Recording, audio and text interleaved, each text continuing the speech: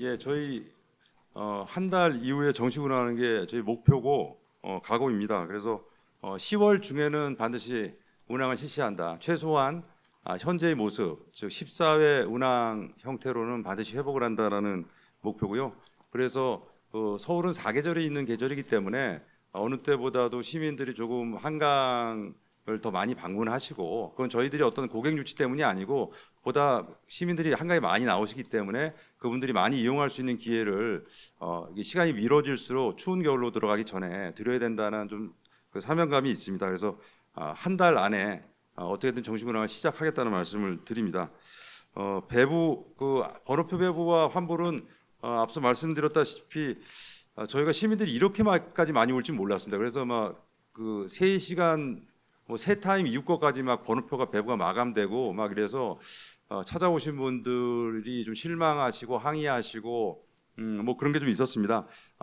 어느 정도 그 11일 동안 일주일 정도 지나가면서 좀 안정화와 저희들도 그 승객들을 맞이하는데 좀 노련함이 생겼고요. 그래서 그런 거 정리돼 가는 과정이었고 지금 지난주 금요일까지는 그래도 어느 정도 당초 첫날의 모습과는 좀 확연하게 다르게 충실히 안내 체계는 좀 갖춘 것으로 알고 있는데 앞으로도 이용 품질과 관련된 것에 대해서는 계속 발전시키고 좀 보완할 부분이 있다고 생각합니다. 계속 발전시켜 나가겠습니다. 대한경제 임성엽 기자님. 네, 혹시 그 이번 그 시범 운항 과정에서 좀 그 안전 점검과 함께 그 속도를 더 높일 여지도 혹시 좀 검토를 하시는지요? 제가 사실 그 단순히 좀 수심이 얕다는 이유로 속도가 안 난다는 게 좀 와닿지가 않아서 좀 질문을 드립니다. 왜냐하면 그 한강 수심이라는 거는 이제 한강버스 만들기 전부터 수심은 고정돼 있었는데 그 테스트하다가 수심이 얕아서 속도가 안 난다는 게 좀 이해가 안 돼가지고요. 혹시 속도를 더 높이면 선박 뭐 컨디션에 좀 더 뭐 문제가 생기는 뭐 그런 이유도 있는가요? 그 현재 그 이미 정식 운항에 투입했던 하이브리드 선박 1, 2, 3, 4호선은 15.6노트가 그 최고 속도고요. 실제 운항은 평균적으로 12노트로 했습니다.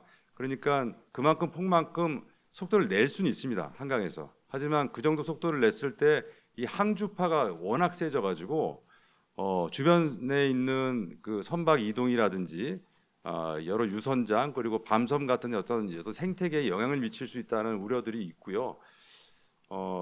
속도만 낸다고 하면 배 출력을 최대한 15.6까지 낼 수 있다. 물론 뒤에 들어온 전기 선박은 19노트까지 낼 수 있는 선박인데 한강은 기자님께서 질문하신 내용은 이제 19노트는 못 냅니다. 왜냐하면 물의 양이 적다 보니까 아무리 엔진이 세게 돌아도 쳐낼 수 있는 물의 양에 따라서 속도가 나는 건데 19노트까지 못 낸다. 그래서 저희가 선박이 총 3종류인데 하이브리드도 2종류입니다. 15.6노트하고 17.5노트 정도가 있고 그리고 19노트 전기 선박 4척인데요.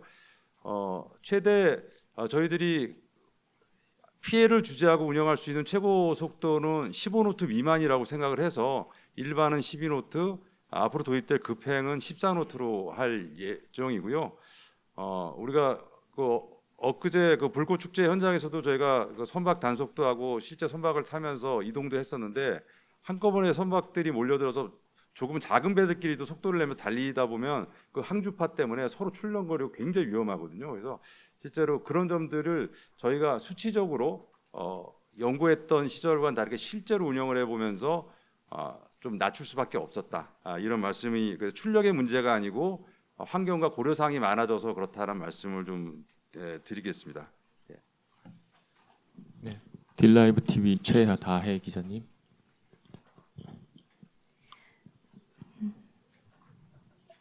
네, 시범 운항 종료한 이후에 이제 또 선박을 추가로 투입하신다고 하셨는데 이 추가로 투입한 선박 같은 경우에는 시범 운항을 어떻게 운항하게 되는 건지 그 기간과 방식이 좀 궁금하고요. 그리고 또 전기 선박 같은 경우에는 하이브리드 선박보다 더 많이 시범 운항을 충분히 해야 되는 게 아니냐라는 이야기가 계속 있었는데 혹시 정식 운항 한 10일 정도 하면서 전기 선박이 조금 더 하이브리드 선박보다 더 뭐 문제가 있는 게 보였다든지 또 전기 선박이기 때문에 하이브리드보다 더 시범 운항에서 뭐 이런 점을 확인해 봐야 되겠다, 뭐 주의를 해야겠다라는 점이 있었는지 이런 게 좀 궁금합니다. 예, 저희 당초 계획이 9월 18일 날부터 그 10월 9일 추석 연휴까지는 8척 중에 4척 중심으로 운항을 하고 10월 10일부터는 8척 전체를 돌린다. 그중 물론 그 전체를 돌린다는 게 2척은 예비선이고 6척이 돌아감으로 해서 이제 오전 7시부터 저녁까지 출퇴근까지 다 마크하겠다라는 게 저희 원래 계획이었는데요. 그 일정에 따르면 정기 선박도 지금 이 시범 운항 저희 추가로 무승객 시범 운항 기간에 포함이 됩니다. 그래서 정기 선박 또 같이 추가로 시범 운항에 같이 투입이 돼서 동일한 코스를 받기 때문에 저희 아마 한 달 이후에 일단 최소 14회라고 말씀드렸지만 정기 선박도 컨디션이 받쳐주는 게 확인이 되면 그 플러스 알파로 회차를 늘려나갈 수 있을 것이다. 뭐 이렇게 말씀드릴 수 있고요. 기본적으로 정기 선박과 하이브리드 선박은 둘 다 친환경 선박으로서 그 한국에서는 많은 배들이 이용하지는 사실 않고 있습니다. 그래서 다 초기 단계이고요. 하이브리드가 조금 더 배가 많이 도입이 돼 있고 정기 선박은 좀 드문 케이스인데 정기 선박을 실제로 몰아본 선장님들 말씀 들어보면 굉장히 컨디션이 좋다고 합니다. 예, 지금 테스트를 하면서 약간 추진체의 구조가 다르기 때문에 문제의 발생도 좀 달라질 수 있긴 하지만 기본적으로 어떤 상태에 대한 거에 대한 우려는 조금 덜 갖고 있는 현재 상황으로 덜 갖고 있는 상황이고요. 많이 그만큼 신뢰하는 선박이고요. 그리고 상대적인 얘기를 드리는 겁니다. 하이브리드와 지금 상태에서 뭐 앞으로 추가적인 한 달 동안 그 기간 안에 정기 선박도 문제점을 미리 잡아내는 어떤 그런 시간을 좀 충분히 갖도록 시간으로 활용할 수 있습니다. 예. 네, 경향신문 김은성 기자님. 질문이 많아 너무 죄송합니다. 아까 저기 이 배 수리하는 부분은 건조사가 한다고 했잖아요. 답변하실 때. 저 건조소가 AS 책임을 진다고. 네네네네. 예. 아마 그럼 가덕중공업이 한 게 맞나요? 그 배 지금 수리하는 부분에 근데 대해서. 거기가 기본적으로 메이커사가 책임을 지죠. AS에 그쵸. 대해서. 네. 근데 지금 가덕 같은 경우는 지금 경영난 지금 상황에다가 지금 폐업 뭐 마린 지금 나올 정도 굉장히 많이 지금 심각하고 지금 그런 상황인데 그럼 결국엔 다시 또 그러니까 지금 계속 지금 특히 시비가 일었던 것처럼 이 가덕중공업의 경영난 때문에 그러니까 다시 한번 또 서울시의 세금이 투입되는 게 아니냐라는 이런 좀 우려가 있는 것 같은데 이 부분에 대한 답변 좀 부탁드리겠고요. 그리고 저기 지금 오늘도 저기 지금 아침에 국감 자료가 나왔는데 행안부에서는 이게 승선 요구를 좀 서울시가 지켜줬으면 좋겠다라고 요구한 걸로 알고 있는데 서울시는 굳이 할 필요가 없다라고 이렇게 답변을 해서 안전 문제에 좀 공백이 있는 게 아니냐라는 지금 지적이 지금 나오고 있는데요. 이 승선 관련된 부분에 대해서 지금 어떻게 좀 논의가 진행 중인지 궁금합니다. 그리고 마지막 질문인데요.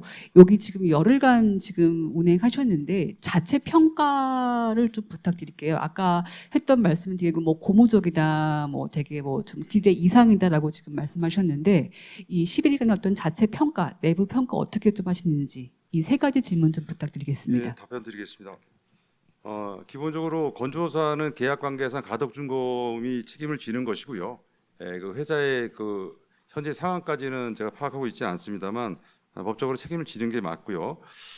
그리고 메이커사가 있고요. 조선소라는 메이커사가 있고 그 밑에 여러 하청들이 있습니다. 지금 저희들도 뭐 조타와 관련된 방향타와 관련된 그 제조사는 가덕중공업이 아니고 여러 가지 부품과 이런 것들이 결합돼서 선박이 만들어지는 거기 때문에 직접 가장 잘 아는 그 하청 제조사, 하청이라고 표현하면 뭐 기술력이 좀 떨어진 걸로 오해할 수 있는데 그게 아니고 그 파트를 담당했던 제조사도 직접 불러서 현장에 와서 체킹하고 수리하고 이런 과정을 하고 있습니다. 그래서 그 조선소의 건조한 조선소 그리고 파트를 담당한 각각의 그 메이커 업체들이 책임을 지고 하는 개라고 말씀을 드리겠고요.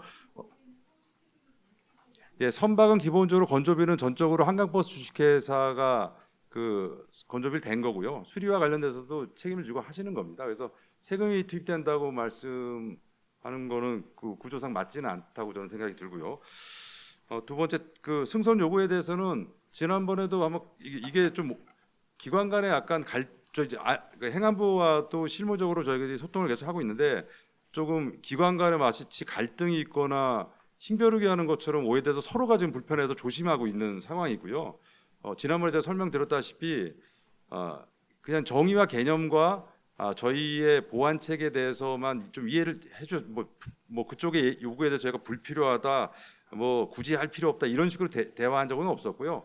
저희는 그렇게 행안부를 이해시키고 설득시킬 역할이 있기 때문에 하고 있는 건데 첫째 승선 신고서는 안전 예방 기능이 전혀 갖고 있지 않습니다. 오롯이 사고가 발생했을 때 보험 처리라든지 신원 확인을 위한 기능밖에 갖고 있지 않다. 그래서 예방 기능이 안전자를 붙이는 예방 기능하고 맞지 않는 그런 기능 자체가 없고요. 저희들은 그렇기 때문에 신원 확인을 위해서라면 일반 유람 산업은 다니게 저런 대중교통으로서 대부분이 교통카드를 찍고 탄다. 그걸로 신원 확인이 1차 되고 CCTV 선내 선착장의 CCTV로 2차 신원 확인이 되고 그리고 승선 신고서를 자율적으로 할 수 있는 시스템을 갖춰서 이 삼중막으로 만약에 어떤 뭐 있어서는 안 되겠지만 신원 확인이 필요한 상황에 그렇게 대처하겠다라고 설득을 하고 있고요. 지금 몇 가지 점에서 저희들이 바깥으로 선외로 나가는 그런 방향에 있어서 저희들이 그 승조원들이 좀 안내를 좀 강하게 하거나 해야지만 나갈 수 있다라는 이런 것들이 좀 더 좀 강화해서 행정안전부의 우려를 저희가 불식시킬 수 있도록 하는 노력을 지금 소통과 노력을 좀 더 할 계획이고요. 그래서 전혀 뭐 행정안전부도 시민들 안전 그리고 또 어떤 사고 예방 또 사고 수습에 대한 책임을 지고 있는 기관이기 때문에 거기에 대한 보다 좀 엄격하고 근본적인 문제 제기는 계속 할 수밖에 없는 중앙부처이고 저희는 현장의 상황에 대해서 이로 인해서 불편하거나 이용이 불편해질 수 있는 대중교통의 특성을 설득하고 이해시키는 또 그런 입장이어서 전혀 갈등이나 그런 건 아니고 전 접점을 찾아갈 수 있다고 생각합니다. 예, 그런 과정입니다. 저희는 기본적으로는 자율이고요.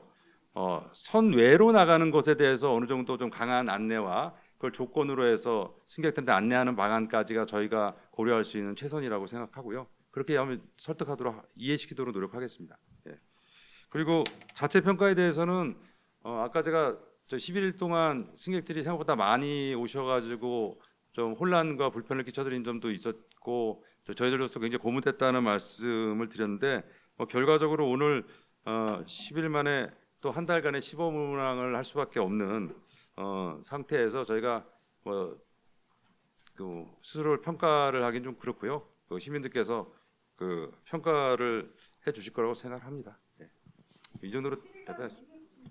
네. 네.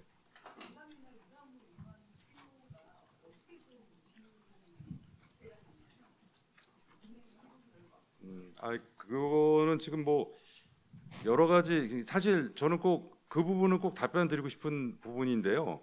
지금 저희가 아까도 9월 18일 날의 모습은 11시부터 출근 시간이 빠진 채로 총 14회만 4척을 중심으로 운항하는 가장 신중하고 안정화된 모델로서 낮은 단계에서 시작을 했던 건데 그 모델을 보고 출근이 빠졌다고 출퇴근 시간이 부적합하다.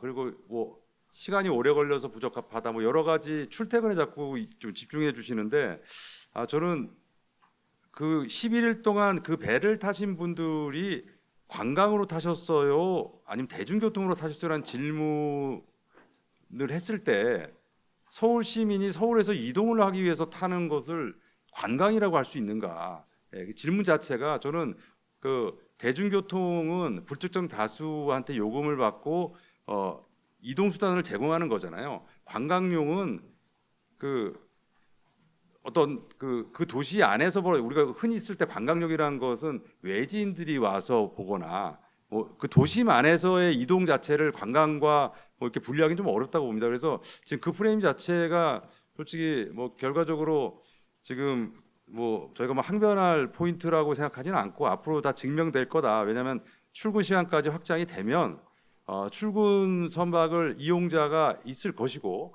또 증가할 것이고 그래서 모든 시간대마다 넥타이를 왼분이 탈 수도 있고 등산복을 입으신 탈 수도 있고 거기에 과연 한강버스 운행이 이런 이동 수요가 있기 때문에 필요하구나라고 결정이 되면 되는 것이 수치로 증명되면 되는 것이지 관광용으로 타셨어요 출퇴근용으로 타셨어요 아니면 뭐 이게 지금 그 질문의 포인트가 된다는 것 자체가 저는 좀 맞지 않지 않나 뭐 이런 생각을 좀 합니다. 뭐 운항을 책임지고 있는 담당자로서 결국 수치로 증명될 것이다 이렇게 답변 드리겠습니다. 예. 네, 저 경향신문 김은성 기자인데요. 그던데 이 선박의 그 품질 보증 기한은 정확히 몇